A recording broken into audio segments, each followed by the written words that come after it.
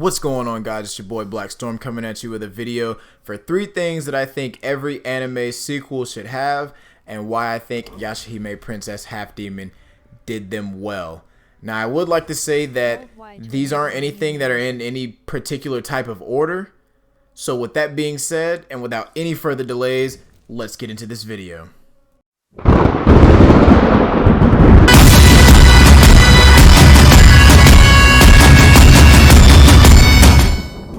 And welcome back to the video.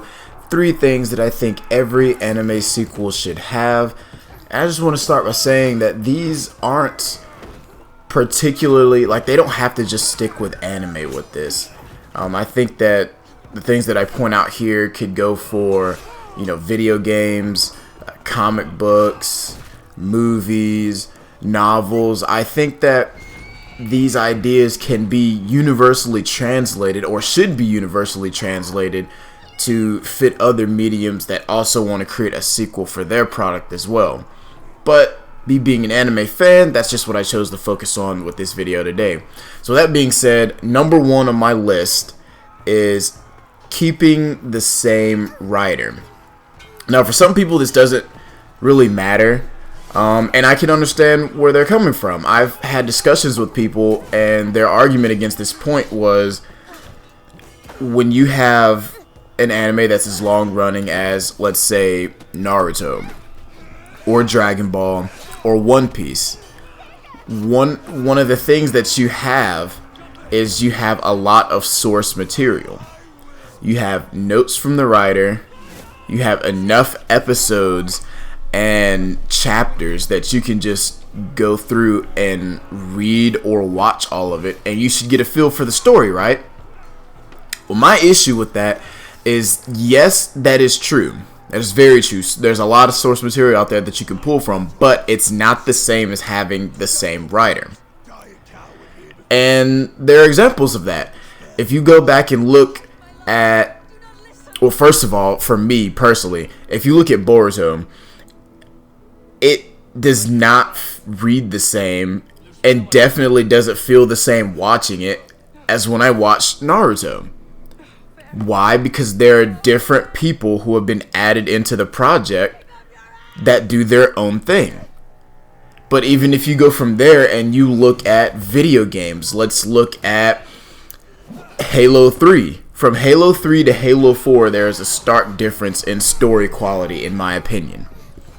Why? Because the writers for this series are different. The story writers and a lot of the concept developers are different. Same thing going from Gears 3 to Gears 4. There's a lot of different changes in that game, in that franchise, that were made that you can clearly see just from something as small as changing who's writing the story. And if you go and look at anything else, like, let's say you're a Harry Potter fan, right? If you're a Harry Potter fan, you know how JK writes. You know her style of writing. You know whatever she does in that magical world that is the world where Harry Potter lives. You know how she would word it. You know how she would envision it. You know how she would execute it. If she just gave up doing that, gave up the rights and allowed someone else to write it, even if she didn't tell you, even if she didn't come out and say it, you would know without a shadow of a doubt. I'm about 98% sure that the community would immediately pick out, this isn't the same person writing it. Because that's just, you have that type of, they have that type of influence on you with their skill, because each writer has their own signature. It's just like every person doesn't sign a document the same. Each writer has their signature. They have that thing that sets them apart from others. Now, why I think Yashahime did this well, because Inuyasha, when it ended, I didn't think it was ever going to get a sequel. Would I have wanted a sequel? Yes. But I didn't think it was going to get one.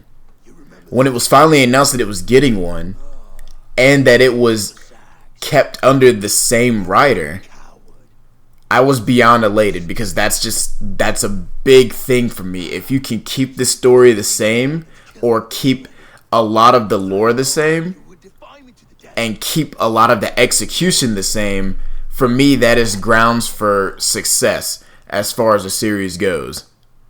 So I was 100% ecstatic wow, I can't English. I was ecstatic by that news that she would keep writing the series that way. Now, number 2 on my list is changes in art style. And one reason I don't like changes in art style is because for me, it takes a little bit of the fluid motion out of the story. And it just, for me, you'll start seeing little things that are affected by this. It's nothing major. It doesn't really have that big of a take on how well the story is, but there are little pieces of lore that might be affected. For instance, you could have a character's measurements be completely changed by the fact of how they're drawn. And even if the lore for that person's measurements doesn't change, you can clearly see, well, this person looks a lot taller than what they used to be. Or they look a lot shorter. Or maybe a lot wider and more muscular. There are things there are minute things, little fan base things that are affected by whether, how the artist, I almost said author, how the artist draws their characters. And if you want a good example of a change in art style, just look at One Piece back when it first started airing and look at it today. It's a completely different art style. Or look at Bleach when it first started airing, and then look at it when it started to end. And then go back and look at Burn the Witch. Different art styles. The characters look different. Now you can say, oh, well, there are time skips and characters age and, things like that happen. And that's true. But at the same time, you can show all of that and do all these things without necessarily having to change up the art style. Now, am I saying not to get better at your craft? Or am I telling, manga artists and manga authors not to improve their craft? No, there's a difference between starting somewhere and being like, okay, I'm here, I'm just starting out. These are my characters. They're not drawn the best, but this is what I think about what they'll look like. And you improve the quality versus just completely changing the style. Look at Inuyasha from when it first started airing and to when it ended in 2011. And now look at Yashahime, Princess Half Demon. There's a difference in quality, but the characters are still drawn the same. They still have a lot of the same shapes, have a lot of the same symmetry, and the way that and proportion sizes that they've always had. The main thing that changes between them is just the quality. Whatever they used to draw way back when, or whatever tools were available to them, where you can kind of see it looks a little hazy on the TV screen when you watch it. It looks almost like you can see a little bit of it kind of just looks a little fuzzy on the screen looking at the characters, but then you look today and it looks so crisp, so clean, so clear. That's just an increase in resolution, an increase in quality, but it doesn't change the characters themselves. Now, like I said, it's not that huge of a thing.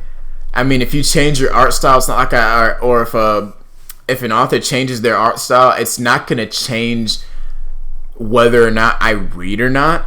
But it's definitely something that I noticed that I wish would happen a lot less than what it does. Now, the last thing on my list, and probably in my opinion the most important thing on this small list, is listening to fans or listening to editors or whatever the authors and artists in the anime industry do. And the reasoning behind that is, yes, you should listen to your fans. That's fine. From time to time and within moderation. Same thing with editors. Even though I think editors are a little bit more pushy and toxic than a fan base, at least based off of what I hear in interviews with these creators. They always talk about how editors push them to do things that they didn't originally want to do in their story. And that is actually the reason that I wish they wouldn't listen to the editors or the fans at all. You have a story in place, or these authors have a story in place, they shouldn't let the fan base drive that or the editors drive that. The reason being is because as the author, they are in control. They create the setting, they create the plot, they create the characters.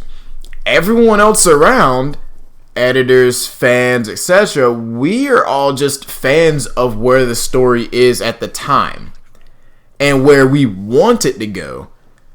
We can't really predict what the creators want to do with it.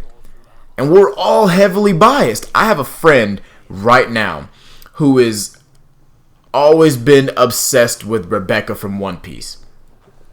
Now, Rebecca isn't my favorite character. I'm not going to say that I hate her because I don't, but she's not my favorite character. But I guarantee you, if Oda specifically wrote him a letter and said, who do you think should have a star or a leading or important role in the next arc of One Piece, and put a list of characters together and Rebecca was on that list, my friend would probably choose Rebecca and probably put her in a role that another character A should have and B would be better suited for. And that's what happens when you have fans, or when authors take too much to heart what a fan thinks or what the fan base wants to happen. And it ends up ruining the series. Now, in some cases, it can go beyond that, and you can have a fan or a person who started out as a fan, and they can pick up and start helping write the series. Now, does that happen very often? No. But in the rare cases that it does happen, you have to realize that this person has a bias with these characters just like anyone else. They were a fan. They will always have that bias.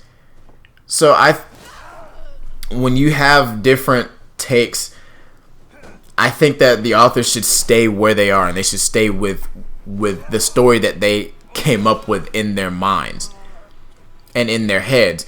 And you should, if you have a direction that you're going, and you know, hey, this is what I want to happen, this is how I want my series to end, and then you have fans who are just like, I want these two to get together, I think they'll be a great couple, and I want this person to die, and I want this person to be the hero. You can't appease them all. Authors can't appease, you can't appease everybody. It's just not possible. And I don't think that it should happen. That was one of the reasons that I still love Inuyasha, and even more so, well, not more than the original, but I love its sequel, Yashahime, because when Inuyasha ended, I didn't know it was going to have a sequel, but it ended in a way that everybody ended up in the pairings and the couples that you could see all the way from like episode 10 or 15, and they just kind of stayed in those pairings.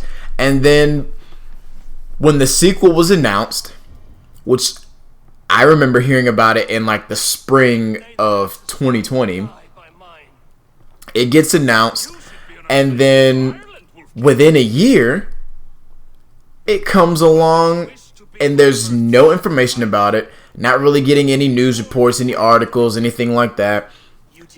And then all of a sudden in October it drops. I like that. They kept everything in-house. They didn't reveal too many secrets. They didn't allow too many fan theories to be made. They didn't allow too many fans to come out and say, well, this is what I think should happen. This is what I want to happen. None of that happened. And I'm glad that it worked out that way. A key feature in this new series for Inuyasha is Sesshomaru has twin daughters.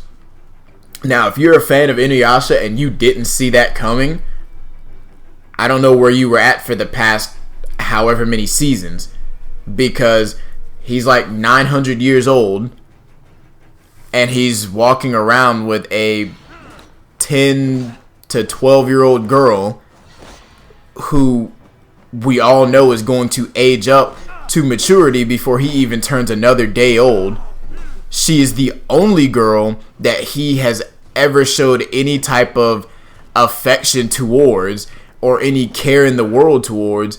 And that was one of the biggest lessons that his father tried to teach him, was you need to learn how to care for something or someone other than yourself.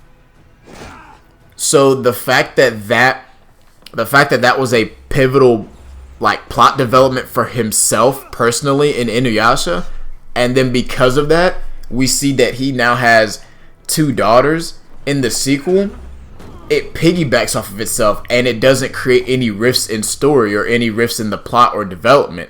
It actually fits, and I think that more stories should be like that, but they don't. Also, we don't see anything where people want so badly for the next generation or the next group of heroes in the sequel to be that much better than the old group, that we see these crazy out of whack plot developments that basically eclipse the feats caused by the old cast. Now, Yashahime hasn't been going on for that long, so I hope that doesn't happen, but I feel like that's not going to happen. I feel like they'll have their own struggles, they'll have their own enemies to fight, but they won't be so dynamic that it just takes everything that the old group did and just shoot it to the wayside and say, okay, it's not important anymore. Anyways, guys, these are the 3 things that I had that I think would help any anime sequel be better, or any sequel in general. Like I said, video games, comic books, novels, whatever the case may be, these will help those sequels be better. If you like it, leave a thumbs up. Tell me if you agree or disagree with what I'm saying in the comments, and I will see you guys next time.